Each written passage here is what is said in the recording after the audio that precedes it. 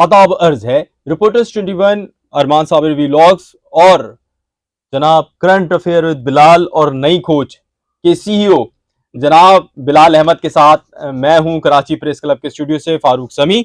और जनाब बात हो रही है इस वक्त कराची के अंदर बड़े बड़े मुकदमात सुने जा रहे हैं।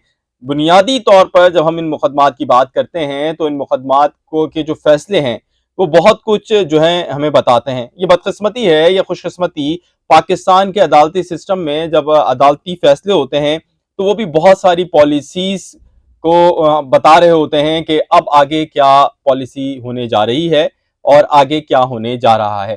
तो अब क्लीन चिट जो मिलने का सिलसिला मुत्तहिदा कौमी मूवमेंट को था वो सिलसिला अब दोबारा से शुरू हुआ है। जैसे कि माजी में मुस्लिम लीग नून को हम देख रहे थे कुछ महीने पहले कि शुरू हुआ था।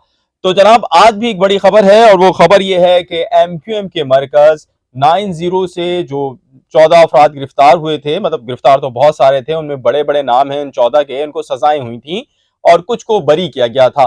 तो जिनको बरी किया गया था उनके खिलाफ के उनकी बरीयत के खिलाफ दरखास्त आई थी सरकार की जानिब से, और उसके साथ साथ जिनको सजाएं दी गई थी नाजायज असला पर उनकी उन सजाओं के खिलाफ भी आए थे कि इनकी सजाएं मजीद बढ़ाई जाए।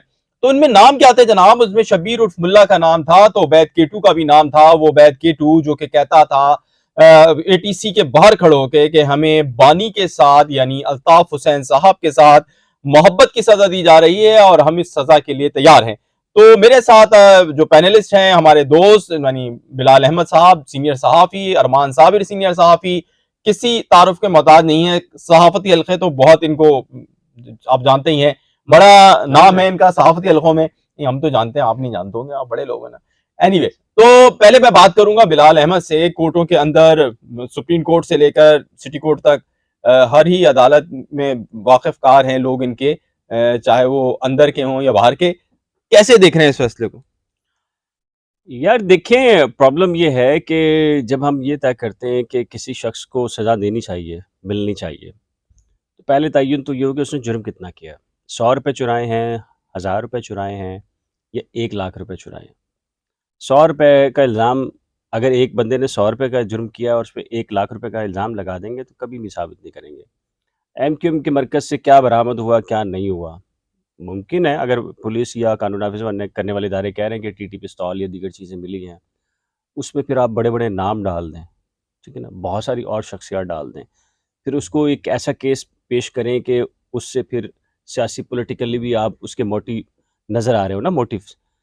डेफ़िनेटली जब पॉलिटिकल मोटिव शामिल होता है किसी केसेस बनने में, वो केस ज़्यादा अरसा सस्टेन नहीं करता। आप दूसरे अल्फाज में ये कह रहे हैं कि जब खानदानी दुश्मनियां होती हैं तो 3-4 भाइयों को एक साथ डाल देते हैं और जमीनों पे कब्जा हो जाता है। एग्ज़ैक्टली ऐसे ही होता है। देखिए बात सुनिए ना, ट्रायल कोर्ट की हद तक तो इनसे ज़्यादा दहशतगर्दी की अदालतों में फ़ैसले कैसे होते हैं फ़ारूक भाई, आपको भी पता है, मुझे भी पता है, ठीक है ना?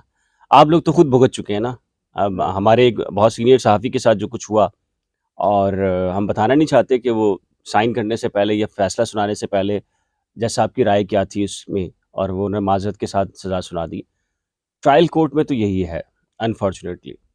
लेकिन जब ये चीज़ें ऊपर जाती हैं ना, हाई कोर्ट की सतह पर आती हैं और हाई कोर्ट से सुप्रीम कोर्ट जाती हैं और ज़्यादा फ़िल्टर होती हैं।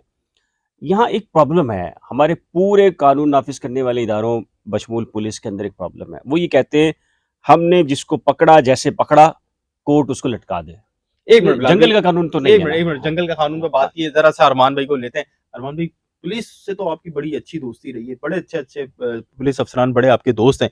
आप मुझे बताएं कि ये जो इस तरह के केसेस बनते हैं, पुलिस अफसरान के खिलाफ कार्रवाई क्यों नहीं होती? एक बात, और दूसरा, आप इन केसेस को कैसे देखते हैं? ये जो हैंड ग्रेनेड रख के जो बना दिए जाते हैं, अगर इस तरह हैंड ग्रेनेड की अगर बरामदगी हो तो फिर तो हमने मिले ही ना, एक ही हैंड ग्रेनेड रिपीट तो नहीं होता। देखिए, जहाँ तक आपने दोस्ती की बात की है, तो पुलिस वाले ना किसी के दोस्त होते हैं, ना किसी के दुश्मन होते हैं। उससे मतलब दुश्मनी भी और दोस्ती वगैरह, दोस्त हैं, बहुत कम हैं। आप जिस बहराए में कह रहे हैं, वो बिल्कुल अलग है, और उसमें जो है वो दोस्तियाँ मजबूरी में होती हैं, क्योंकि आप जो है वो हाँ, उनकी हाँ, खबरें ज़ दे रहे होते हैं। ऐसे ही है। तो जहाँ तक आपका सवाल है, देखिए, मामला ये है कि जो पुलिस की जो प्रोसिक्यूशन का जो मामला है, जो प्रोसिक्यूशन में पुलिस जाती है, इन्वेस्टिगेशन का जो मामला आता है, उससे पहले प्रोसिक्यूशन से पहले इन्वेस्टिगेशन, प्रोसिक्यूशन का सारा दारोमदार इन्वेस्टिगेशन के ऊपर होता है। अच्छा, एफआईआर काटना एक आर्ट है, और एफआईआर काटने के बाद फिर उसकी इन्वेस्टिगेशन करना वो तमाम कागजी कार्रवाई करना। वो पहले हेड मोरर हुआ करते थे और पुराने हेड मोरर, तो वो किया करते थे। वो तमाम रिटायर भी हो चुके हैं, उनमें से कई जो है वो मर गए। अब जो नई नस्ल आई है, उनको उन पेचीदगियों का नहीं पता जो कानून में मौजूद है। इस वक्त जो इन्वेस्टिगेशन के जो मामला चल रहे हैं, अब आप देखें कि आपका जो सजाएं देने का जो परसेंटेज है, अगर आप देखते हैं, आप उस पर नज़र करें, कभी आपने उस पर नज़र की है? अगर आप उस पर नज़र ले जाएं, व्यूअर्स को हम बताते हैं कि अगर आप उस पर देखें तो वो बहुत से बहुत 3% है, लेकिन इसको कहते सच्चे हैं, वाकया इसको कहते भी हैं, हाँ ऐसे ही लेकिन है इनको बिल्कुल। कहा जाता है हाँ बहुत खींच तान के जो है वो आप 5% तक लेके जाते हैं कि जी हमारा 5% है। जो 5% सेंटेंस रेट जो है वो आपका कुछ भी नहीं है। यानी कि आपके जो प्रोसिक्यूशन और इंस्टीट्यूशन इन्वेस्टिगेशन खत्म है ना आपका, बिल्कुल इन्वेस्टिगेशन आपका खत्म काम है, ही नहीं कर रही है। काम ही नहीं कर रहे। अभी आपने देखा होगा, ये वाला केस देख लें, इसके अलावा परवीन रहमान का केस देख लें, इसके अलावा और भी केसेस देख लें। एक केस जो हमने बात की थी उसके ऊपर हमने व्लॉग भी किया था, हम तीनों ने किया था। उसके ऊपर ये था कि 39 साल बंदा रहा, जी हाँ, जेलों में रहे, केस चलता रहा। 39 साल बाद पता चला कि और 7 मर्डर हुए थे, 7 जी हाँ। अपराध के मर्डर के जो मुल्जिमान थे उनको रहा गया, उसमें से कुछ लोग मर गए थे और अदालत ने माफी मांगी।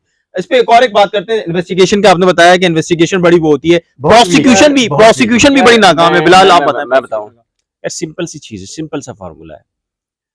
पॉलिटिकल गेन के लिए जब भी कोई केस बनेगा, इसका मतलब ये है कि रियल फैक्ट को मद्देनजर रख के नहीं बनेगा, उसमें पॉलिटिकल इन्फ्लुएंस आ जाएगा, उसमें टारगेट्स आ जाएंगे। जरदारी हो, नवाज शरीफ हो, इमरान खान हो, आजम सवाती हो, एमक्यूएम हो, पॉलिटिकल जब आएगा 2-4 साल तो वो केस सस्टेन करेगा, ट्रायल कोर्ट से सजा हो जाएगी, सारी चीजें हो जाएंगी, लेकिन फिर आपको हाई कोर्ट से इसी किस्म की चीजें मिलेंगी। थोड़ा सा टाइम बढ़ रहा है जो हमने हाँ। व्लॉग का स्टैंडर्ड रखा हुआ है। मैं उस पे कि पॉलिटिकल गेम पे दोनों से सवाल होगा, एक के बाद एक। पहले ये बिलाल आप बता दें कि पॉलिटिकल गेम पे आपने बात की, अब सजाओं में रिलीफ भी मिल रहा है ना, आप देखें तो सजाओं में रिलीफ मिल रहा है। बिल्कुल ऐसे ही तो है। ये भी कोई पॉलिटिकल गेम है या कोई नई पॉलिटिकल स्ट्रेटेजी आपको हाँ। शहरी सिंध की दिख रही है कि पॉलिटिकल शहरी सिंध में कोई नई पॉलिटिकल स्ट्रेटेजी बन रही है, कुछ नए किरदार सामने आ रहे हैं, कुछ या कुछ पुराने किरदार जो है वो तेजी से उभर के आ रहे हैं और एक बड़ा जॉइंट बन के आएंगे? नहीं, ये इस केस का मेरे ख्याल से मैं नहीं समझ रहा कि कोई पॉलिटिकल ताल्लुक है। ट्रायल कोर्ट के हद तक तो मुझे अंदाजा होता है कि पॉलिटिकली फैसले हो जाते हैं, जहाँ से भी आते हैं, कहाँ से होते हैं, छोड़ने बहरहाल सबको वैसे भी पता है। हाई कोर्ट का इस जो 9-0 का आज का केस है, एक तो ये कि रेंजर्स की जो एप्लीकेशन है वो डिसमिस की है कोर्ट ने कि जो बरी हुए हैं उनमें उनको कलअदम किया जाए वो ऑर्डर और उनको सज़ा दी जाए। जिनकी ऑलरेडी 7-7, 8-8 साल सज़ा है, उनकी सज़ाओं में एनहांसमेंट की जाए। तो ये दोनों चीज़ें जो है वो रिजेक्ट हुई है ना। तो इसका मतलब ये है कि मेरिट कहीं न कहीं तो मौजूद है ना, और इसका मतलब ये केस में कहीं न कहीं सच्चाई होगी, हम ये नहीं कह रहे। लेकिन जिस तरीके से उसको पेश किया गया वो साबित नहीं किया गया। हो सकता है 100% ठीक हो केस, लेकिन उसको प्रूव नहीं किया गया। होता ये है ना, देखें, हाँ, होता ये है, क्या होता है? होता ये है कि जब एक एक बंदा पकड़ा गया, वो जेन्युइन केस है, उसका मर्डर में इन्वॉल्व है, ठीक है? अब उसका जो मर्डर था वो फर्ज करें, आप सब छोड़ें, पॉलिटिकल वगैरह छोड़ें, आप स्ट्रीट क्रिमिनल को ले लें। आप उसको पकड़ लिया, एक मर्डर में इन्वॉल्व है वो मर्डर उसने किया है आयशा मंजिल पर 3:44 पर 4 तारीख को, 4 अक्टूबर को। अब आप पुलिस क्या करती है, 3-4 केस और डालती है।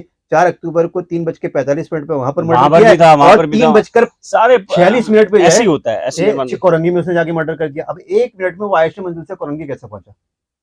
जब अदालत में ये केस जाता है तो ये दोनों चीजें जो है वो नामुमकिन है, तो दोनों चीजें सस्पेक्टेड हो जाती हैं और अदालत उस केस को उड़ा देती है। बिल्कुल जनाब, ऐसी होता है। इस हवाले से जब हम ये बात कर रहे हैं तो जरूरी है कि उन तमाम लोगों के नाम भी पढ़ के सुना दें। खासे नाम थे, मैंने कहा किसी एक का नाम भी रह गया तो बाद में वो बाहर आके मुझसे नाराजगी का इजहार करेगा, ये मैं नहीं चाहता था। तो जनाब मैं नाम पढ़ लेता हूँ, ये जो जिनको फायदा हुआ है इस आज की जजमेंट से। तो उनमें जनाब एमक्यूएम के कारकुन हैं फैसल मोटा, इनके साथ साथ हैं उबैद उर्फ केटू, शब्बीर अहमद उर्फ फरहान मुल्ला, आमिर अली उर्फ सरफटा, सैयद नादिर शाह, इम्तियाज अहमद, काजिम रजा रिजवी, अब्दुल खादिर, नदीम अहमद, मोहम्मद जावेद और मोहम्मद आमिर उर्फ तोतला, शकील उर्फ बनारसी और महमूद थे जिनकी ये दरखास्त थी और जिसके ऊपर अदालत ने ये फैसला दिया कि जनाब जो ट्रायल कोर्ट के फैसले के खिलाफ सिंध हाई कोर्ट का मामला था उसके ऊपर रेंजर्स की जो दरखास्तें थी वो मुस्तरद हो गई। तो जनाब अपने और अपने गिरदोनवा के लोगों का आप बहुत सारा ख्याल रखिएगा। अरमान साबिर व्लॉग, रिपोर्टर्स 21, और करंट अफेयर विद बिलाल या नई खोज को आपने सब्सक्राइब नहीं किया है तो फौरी सब्सक्राइब करें फौरी और फौरी बिल्कुल फौरी अभी के अभी, क्योंकि जनाब प्रॉब्लम यह है कि हम कोशिश करते हैं सच दिखाने की और खबर को उस तरह बताने की जिस तरह आप समझ भी सकें, आपको पता भी चल सके और रियलिटी सामने आ सके। और जब आप इस तरह के काम कर रहे होते हैं तो आपको बहुत ज्यादा हौसला अफजाई की जरूरत होती है, क्योंकि हर्डल्स ज्यादा होते हैं। तो आप हमारी हौसला अफजाई करें, हमारी वीडियोस को लाइक कीजिए, शेयर कीजिए, हमारे चैनल को सब्सक्राइब कीजिए। आपका बहुत शुक्रिया। आदाब अर्ज़ है। अल्लाह